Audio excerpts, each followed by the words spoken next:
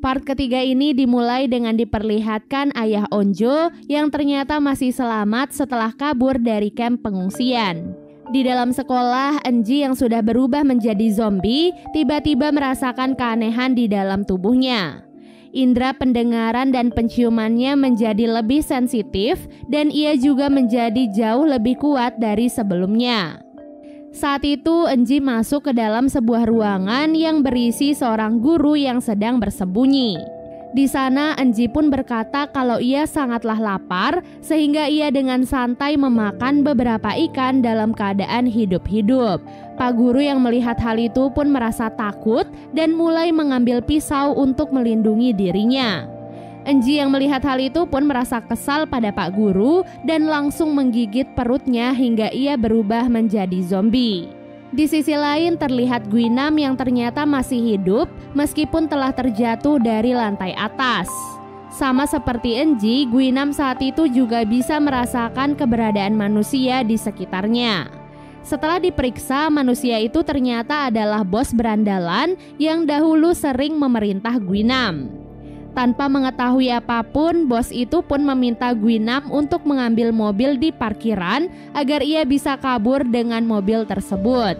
Dengan kata lain, ia ingin menjadikan Guinam sebagai tameng agar ia sendiri tetap selamat.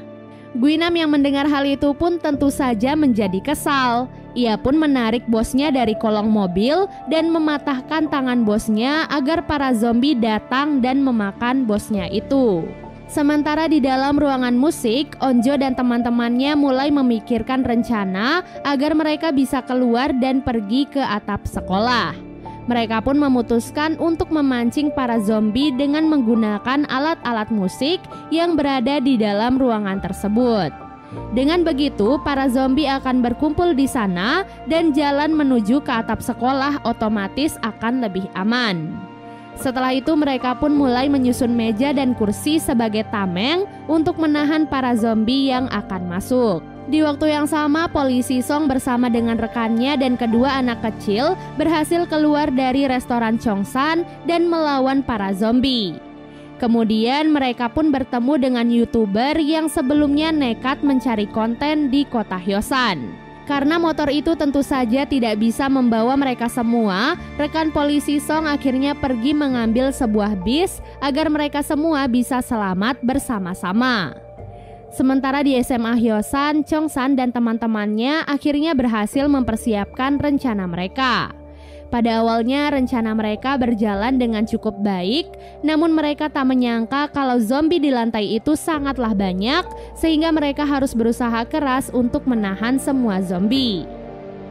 Karena situasi itu mereka pun terpaksa harus memukul beberapa zombie yang mencoba naik melewati tameng mereka. Sementara di kamp pengungsian, pemerintah menciptakan sebuah ruangan penelitian yang digunakan para ilmuwan untuk meneliti para zombie guna mencari cara untuk menghentikan penyebarannya.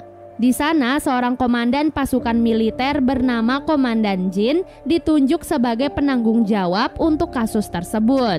Setelah selesai memeriksa ruang penelitian, Komandan Jin mendapatkan informasi tentang seorang warga yang kabur dari kamp pengungsian. Oleh sebab itulah, Komandan Jin dan para pasukannya pergi ke tempat anggota dewan untuk meminta penjelasan tentang apa yang sebenarnya terjadi.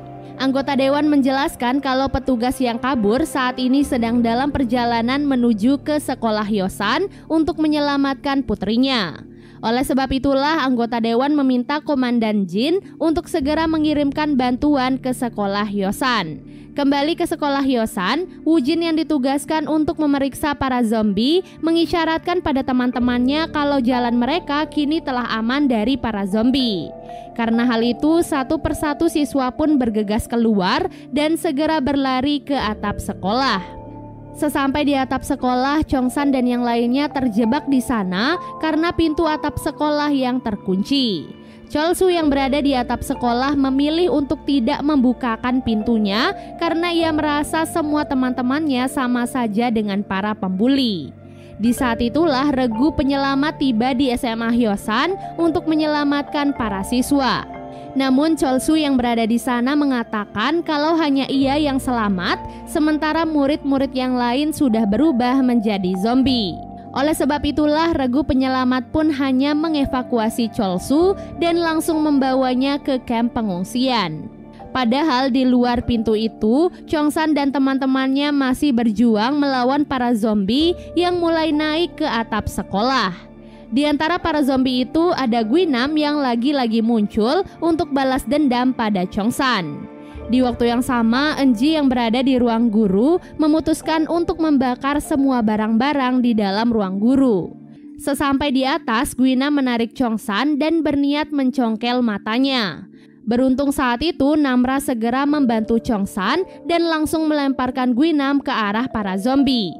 Api yang semakin membesar di ruang guru membuat pintu darurat di atap sekolah terbuka secara otomatis. Dengan begitu, Chongsan dan teman-temannya pun berhasil masuk ke atap sekolah dan terbebas dari para zombie. Setelah naik ke atap sekolah, mereka melihat helikopter penyelamatan meninggalkan SMA Hyosan. Mereka pun segera berlari dan berteriak meminta pertolongan. Namun sayangnya tim penyelamatan tidak melihat mereka. Hal itu pun membuat mereka semua sangat sedih dan kecewa karena tim penyelamatan meninggalkan mereka.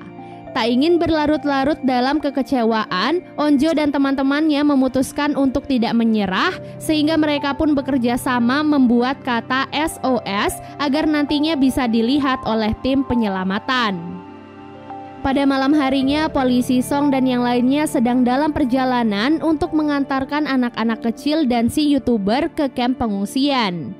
Namun mereka sangat terkejut karena tidak sengaja menabrak seorang gadis yang sedang bersepeda di jalanan. Gadis itu ternyata adalah Enji. Polisi Song pun memeriksa keadaan Enji dan memastikan ia baik-baik saja. Anehnya, meskipun telah ditabrak oleh bis, Enji mengaku tetap baik-baik saja. Tiba-tiba saja mereka pun dikepung oleh pasukan militer yang sedang berpatroli di sekitar tempat tersebut. Oleh sebab itulah polisi Song, Enji, dan semua yang berada di dalam bis akhirnya dibawa ke kamp pengungsian. Di dalam aula sekolah, Mijin, Hari, dan kedua temannya masih terjebak karena salah satu teman gendut mereka sedang terluka. Karena hal itu mereka pun kesulitan kabur dari sana karena harus menggotong siswa gendut tersebut. Oleh sebab itulah Mijin pun meminta Hari untuk mengajarkannya cara memanah agar nantinya ia bisa membantu Hari melawan para zombie.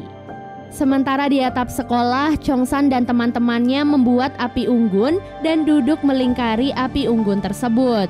Di tengah kehangatan api unggun, mereka mencoba melupakan semua hal tentang zombie dan mulai membangun suasana hangat dengan saling bercerita hal-hal yang menarik. Sesekali mereka juga melempar candaan dan gurauan layaknya remaja pada umumnya. Sementara di lantai bawah, Nayeon yang selama ini bersembunyi mulai keluar dari tempat persembunyiannya. Ia pun keluar dan mengambil sebuah kamera yang sebelumnya digunakan oleh Chongsan dan yang lainnya untuk mengabadikan pesan terakhir mereka. Nayeon pun menonton video itu sambil mengingat bagaimana Ibu Park menyelamatkannya dari Gyeongsu dan berpesan untuk kembali berkumpul bersama dengan teman-temannya. 다현아, 이거 경수한테.